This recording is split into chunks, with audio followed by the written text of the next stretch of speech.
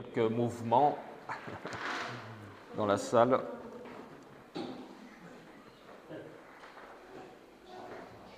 On va partager la parole de Dieu ce matin, quoi qu'on l'a déjà fait depuis un peu plus d'une heure, puisque Yvon nous a donné pas mal de versets ce matin, qui sont des bons versets aussi de réflexion, et puis qui nous étaient donnés dans le but de faire confiance à notre Dieu.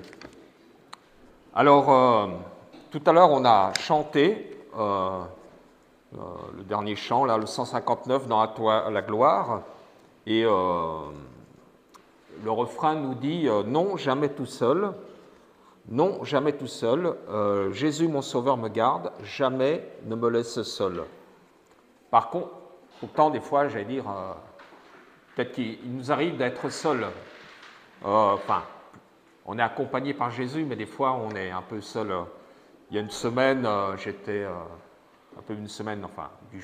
l'hôpital à Dijon. Bon, on est dans une chambre, on est seul. On a la visite des infirmières, mais bon, c'est rapide, mais on est quand même seul. Et après, on est seul la nuit. Après, il y a l'opération, on est seul aussi, même s'il y a des personnes à côté. Mais voilà, Jésus, mon sauveur, me garde. Donc ça, c'est une réalité. Et puis, il y a quelqu'un qui s'est interrogé sur Dieu, qui a posé une question, parce qu'il était accablé, parce que, il était seul, mais il avait des amis autour de lui, et puis il a osé poser une question à Dieu. Alors, je ne sais pas si nous, des fois, on pose des questions à notre Dieu. Voilà, la question qu'il a posée, c'est « Qu'est-ce que l'homme pour que tu en fasses tant de cas, pour que tu le prennes tellement à cœur ?» Alors, c'est Job qui a posé cette question. Bon, après, on pourrait continuer encore dans les versets qui suivent, qui sont intéressants. Qu'est-ce que l'homme pour que tu en fasses tant de cas, pour que tu le prennes tellement à cœur? Et puis, je me suis dit, il est accablé. Job a eu des malheurs, peut-être, que nous, on ne connaît pas, en ayant perdu toute sa famille d'un coup, c'est bien. Et c'est une catastrophe. Et puis, en relisant cette question, je me suis dit, mais en fait, Job nous donne une réponse dans sa question, puisqu'il dit « Qu'est-ce que l'homme pour que tu en fasses tant de cas, pour que tu le prennes tellement à cœur ?» Je me suis dit, dans cette question, on voit quand même la foi de Job. Il dit « Dieu fait un très grand cas de l'homme, donc de lui-même. Dieu me prend à cœur. » Donc, Job manifeste sa foi, même au travers de cette question. Il est frappé par des malheurs qui sont terribles, et par cette question aussi, il répond à l'un de ses amis qui tente de le réconforter. Des fois, on a besoin d'être réconforté, mais parfois aussi la difficulté, l'épreuve que l'on traverse, parfois on a du mal à entendre le réconfort. Mais Job, lui, se rattache à son Dieu. En effet, c'est une question qui se pose. Qui suis-je ou que suis-je pour que Dieu s'intéresse à moi? Nous sommes, on est, 8 milliards d'habitants sur cette terre, et Dieu s'intéresse à moi. Au nom de quoi Dieu devrait-il se préoccuper de l'être insignifiant que je suis?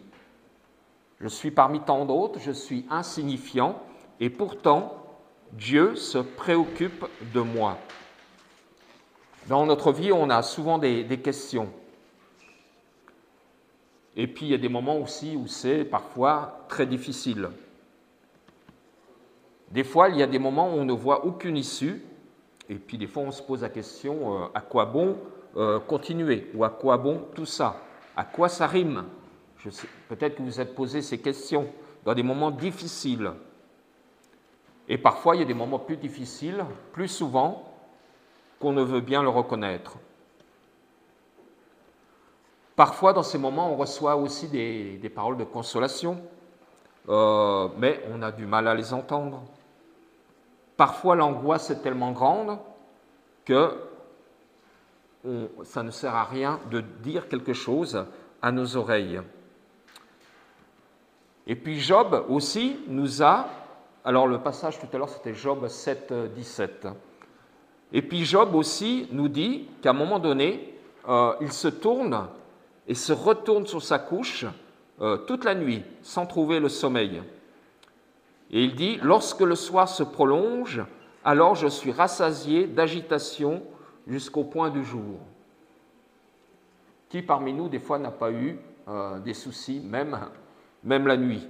Des fois, on se réveille et on pense à quelque chose qui nous angoisse, ou à quelque chose peut-être qu'on a vécu la veille, ou quelque chose qui va se passer dans la journée et qui nous empêche de dormir. Job prend toute la mesure du dérisoire de l'existence humaine. Il dit « Mes jours sont plus rapides que la navette du tisserand ». Bon, bien sûr, Job, il savait ce que c'était qu'un tisserand. Nous, aujourd'hui, on a du mal à se représenter. Donc, je ne sais pas si vous avez vu des fois des reportages où on voit on va et vient de la navette pour tisser soit un tapis ou un autre tissu. Mais on pourrait traduire ça aussi par, il dit, « Mes jours sont plus rapides que la navette du tisserand, ils s'évanouissent, plus d'espérance. » Et littéralement, ça veut dire qu'il n'y a plus de fil. Alors, je ne sais pas si vous avez déjà entendu cette expression, que la vie parfois ne tient qu'à un fil. Donc, des fois, ce fil peut casser. Mais grâce à Dieu, voilà, nous sommes là ensemble ce matin.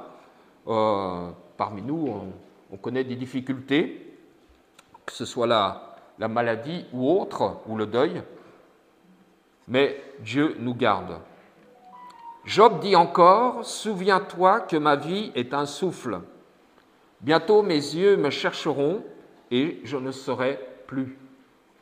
Souviens-toi que ma vie est un souffle. » Mais je pense aussi que Job se souvient que ce souffle de vie est donné par Dieu aussi. Si Dieu donne quelque chose aussi, il peut le reprendre.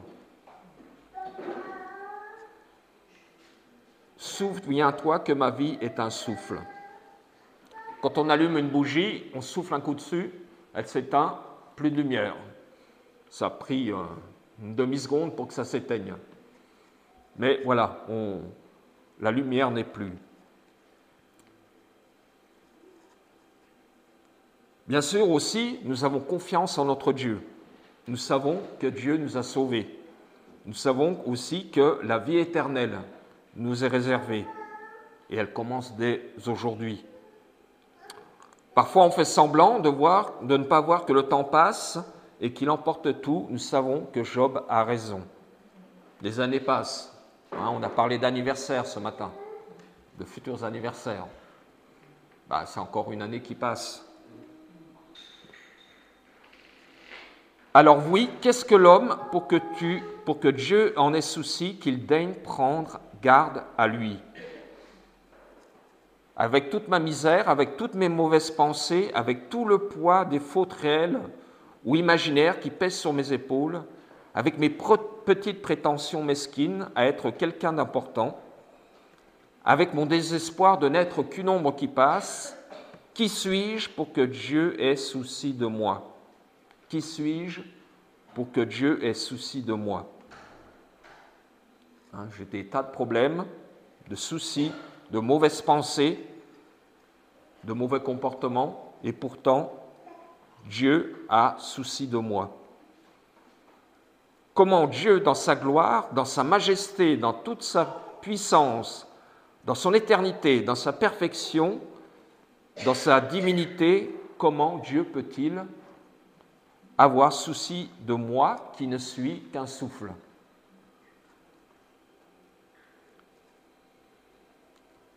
Comment Dieu, dans sa bonté, peut-il en avoir quelque chose à faire de moi qui suis mauvais? Comment Dieu, dans sa pureté, peut-il en avoir quelque chose à faire de moi qui suis impur? Comment Dieu, qui est tout, peut-il en avoir quelque chose à faire de moi qui ne suis rien?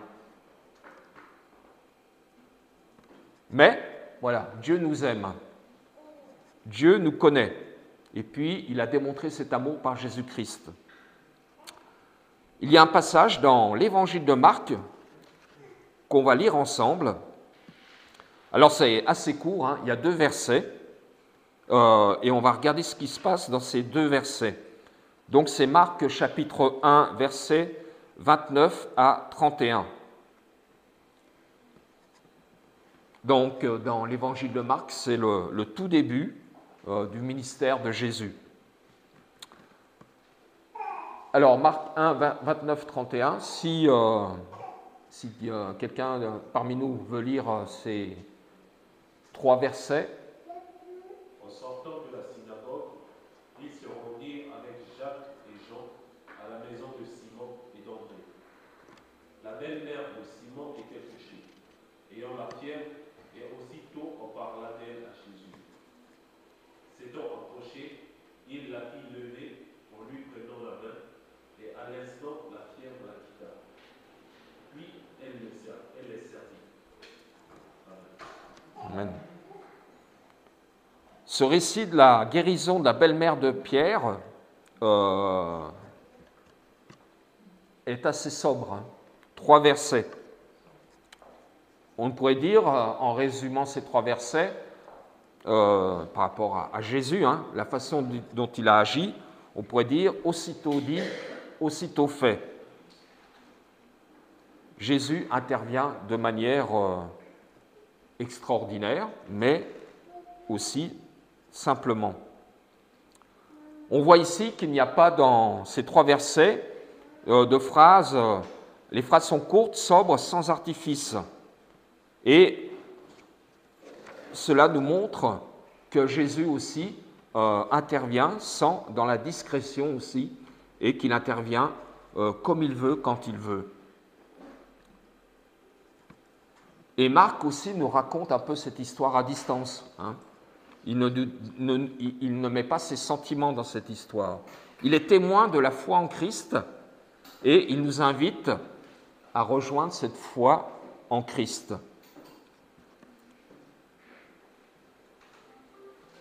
On peut, en lisant ce passage, voir que aujourd'hui, ça nous concerne aussi, pour notre vie de chrétien d'aujourd'hui. Chaque mot a sa valeur, même si c'est très court. Mais chaque mot nous montre quelque chose de notre relation avec Dieu ou de Dieu avec nous. Alors, si on va un peu plus dans le détail,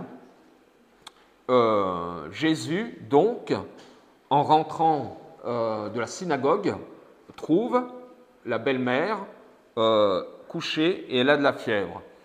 Donc, c'est le jour du sabbat, hein, puisqu'il rentre de la synagogue. La belle-mère de Simon est couchée et elle a de la fièvre. Donc, il y a au moins 3 bonnes raisons, 3 raisons indiscutables pour que Jésus ne s'intéresse pas à elle. Premièrement, comme je l'ai dit, c'est le sabbat. Alors, à cette époque-là, ce jour est saint, il est mis à part pour Dieu et normalement, il est strictement réservé à l'étude de la Bible et à la prière. Dans les évangiles, hein, il y a d'autres événements aussi, le jour du sabbat, où Jésus est intervenu et son intervention a été remise en cause. Parce que c'est le jour du sabbat et il ne faut rien faire. Seulement s'occuper de la prière et de la parole de Dieu. Il ne faut rien faire, c'est un jour sacré. Donc même si Jésus veut faire quelque chose pour la belle-mère de Simon, en tant que juif respectueux des commandements et désireux de plaire à Dieu, il ne peut pas intervenir. Normalement, il n'en a pas le droit. Hein, aucune intervention aucun effort, simplement la prière et la parole de Dieu. Parce qu'il faut préserver la pureté de ce jour. Deuxièmement, alors j'espère qu'il n'y a pas trop de féministes parmi nous, la belle-mère de Simon est une femme. Et en tant que femme, elle n'a rien à attendre dans cette époque-là, il y a 2000 ans, dans ce contexte-là de la société, elle n'a rien à attendre, cette femme, d'un homme, surtout d'un rabbin respectueux de la religion. Jésus et ses disciples reviennent de la synagogue où il n'y a que des hommes. Et puis on peut remarquer aussi que la belle-mère n'est pas, on ne connaît pas son nom, elle n'est pas nommée, mais elle est juste mentionnée en tant que belle-mère. Et ça veut dire aussi qu'elle ne compte pas pour grand-chose, ou presque rien. Donc c'est le jour du sabbat, c'est une femme, et puis troisièmement, qu'est-ce qu'il est dit par rapport à cette belle-mère? C'est qu'elle a de la fièvre, elle est malade. Et donc, par rapport à la loi, elle est considérée comme impure, par rapport à la loi juive. Dans le livre des Nombres, on trouve ce passage au sujet des personnes considérées comme impures. Alors aujourd'hui, dans notre société, on n'en tient pas compte. Mais dans le livre des Nombres, dans le livre de la loi, il est dit « Hommes ou femmes, vous les renverrez hors du camp, afin qu'ils ne rendent pas impur le camp au milieu duquel je demeure. » Donc à ce moment-là, exclure dans le but de préserver la santé de la communauté. Quelqu'un d'impur, il est exclu, temporairement.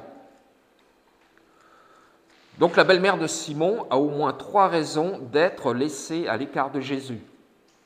C'est le sabbat, elle est une femme et elle est malade. Donc elle cumule un peu les problèmes. Elle réunit tous les critères de la personne insignifiante et impure qui doit être laissée de côté, dont il faut s'écarter.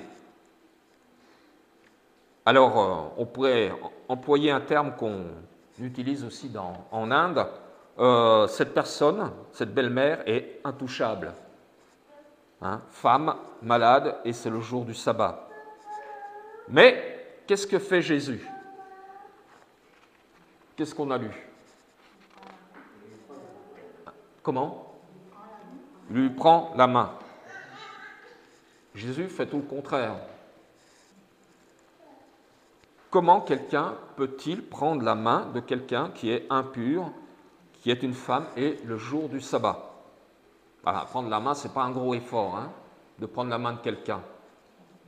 Si Clara prend la main de PJ, c'est normal. Si on se prend la main, si on se serre la main, c'est normal. Par quelques exceptions, mais ça se guérit.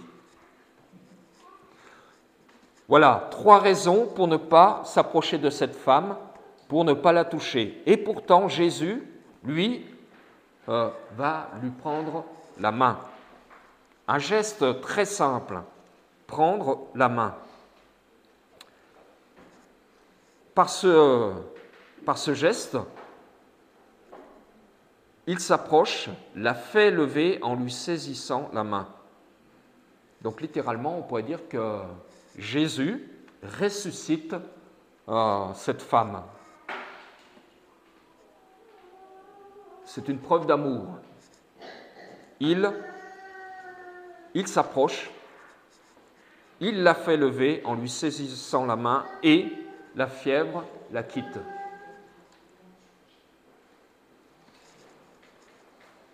Jésus, à ce moment-là, il fait le contraire de ce qu'un juif pieux devrait faire, spécialement ce jour-là, le jour de sabbat, et avec cette personne-là. Jésus, il transgresse le sabbat. Il ne respecte pas la pureté de ce jour saint. Il s'approche d'une femme malade qui devrait être tenue à l'écart, comme impure, et il prend sa main. Jésus touche cette femme qui normalement est intouchable. Jésus peut toucher chacun d'entre nous. Il l'a fait aussi par notre conversion. Je suis insignifiant, mais Jésus s'approche, il prend la main, il touche l'intouchable. Et cette femme devient son prochain.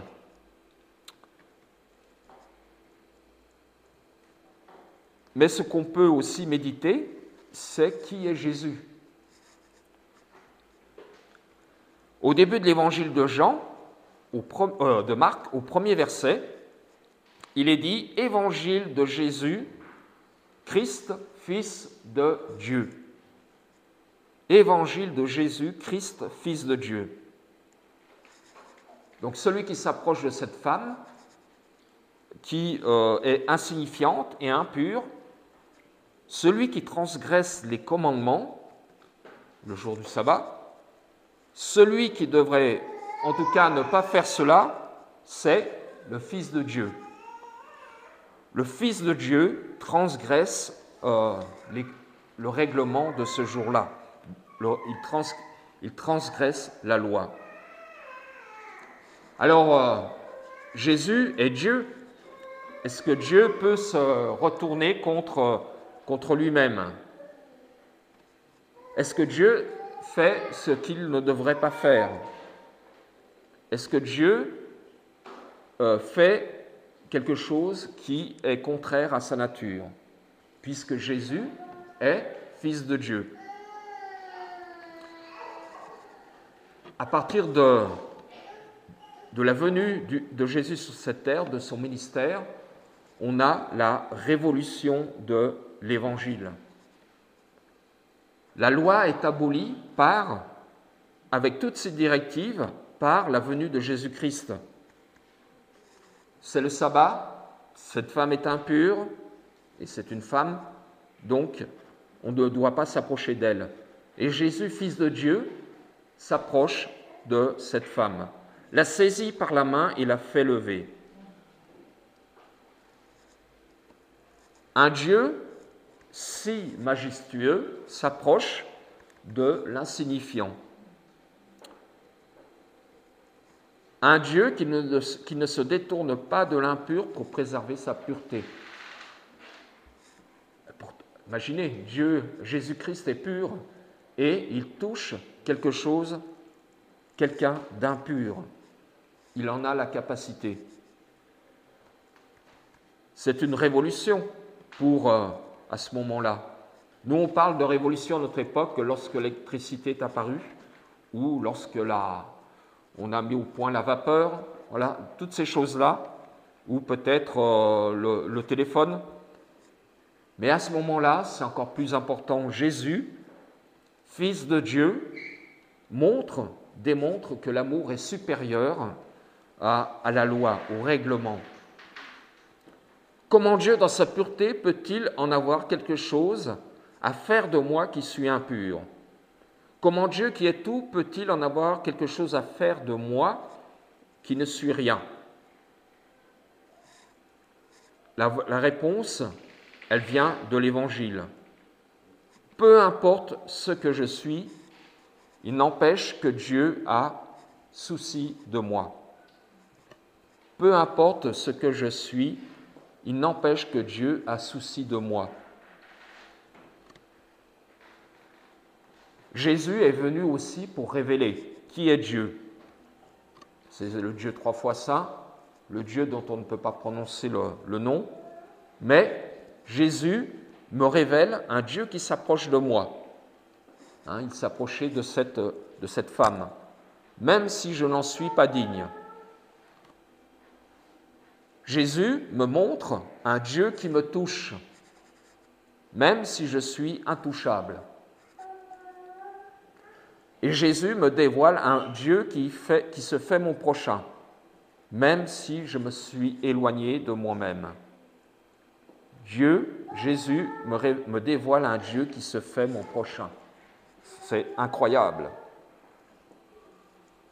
Dieu se révèle en Jésus. Dieu est saint, mais il s'approche de moi. Il veut me toucher. Parfois, on donne une très grande divinité à Dieu, mais au travers de Jésus, Dieu ne veut pas être cette divinité. On veut préserver l'image de pureté de Dieu, de perfection, de grandeur. Mais Dieu est capable de défendre son honneur lui-même. Il ne faut pas qu'on rende aussi Dieu intouchable, puisqu'il s'est approché de nous par Jésus-Christ.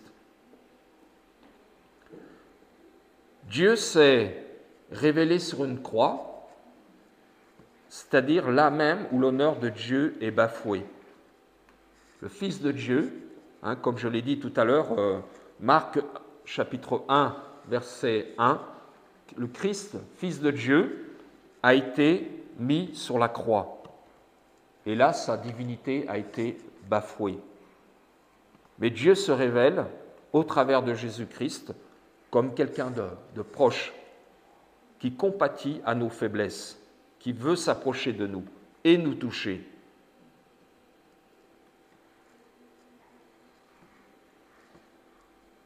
Nous ne sommes pas là pour préserver la pureté de Dieu, parce que Dieu, de toute façon, il est pur, il est 3 fois saint. Peut-être qu'on pourrait croire qu'il faut être prêt à toutes les violences pour protéger l'image d'un Dieu intouchable autant qu'inaccessible. Mais là, c'est une erreur encore. L'Évangile ne nous exhorte pas à convoiter d'être plus purs, moins insignifiants ou irréprochables moralement et religieusement. Être irréprochable moralement et religieusement, c'est impossible. Qui d'entre nous peut dire qu'il est irréprochable moralement ou religieusement, ou les deux? Combien de fois on a de mauvaises pensées? Combien de fois on est attiré par des choses qui ne viennent pas de Dieu, qui ne le glorifient pas? Par cette histoire de cette femme dont Jésus s'approche, l'Évangile nous enseigne, au contraire, à laisser Dieu s'approcher de nous. La belle-mère, elle était à la maison, malade, je ne sais pas si elle était alitée, peut-être c'est dit dans d'autres versions, mais c'est Jésus qui s'approche. Jésus veut s'approcher. Là où nous sommes, elle était coincée par la fièvre dans la maison et Jésus s'est approché. Aussi, on est invité à se laisser toucher dans nos vies par Jésus. Avoir une fièvre, ce n'est pas du tout à ce moment-là anodin et ce n'est pas agréable. Mais pourtant, Jésus s'approche de ce qui n'attire pas ou de ce qu'il y a de moins glorieux pour que nous soyons relevés et guéris de nous-mêmes. Il a guéri cette femme et qu'est-ce qu'il a fait? Il l'a fait lever. Elle n'est pas restée couchée. Et qu'est-ce qui est dit aussi à la fin Voilà. Donc c'est aussi quelque chose d'étonnant. Imaginez, elle a tout de suite repris son activité et elle a même servi. Elle l'est servie. Donc elle a servi aussi Jésus. Est-ce que nous sommes conscients de tout ce que Jésus a accompli pour nous et de ce qu'il peut faire encore? À l'image de la belle-mère de Simon, nous devons aussi, et nous pouvons devenir des serviteurs fidèles. Elle se leva et les servit. La fièvre la quitta et elle se mit à les servir. Donc la fin nous montre que cette femme, restaurée par Jésus, guérie par Jésus, se met à l'œuvre. est-ce que nous aussi, en tant qu'hommes ou femmes guéris par Dieu, par Jésus-Christ, nous nous mettons aussi à l'action?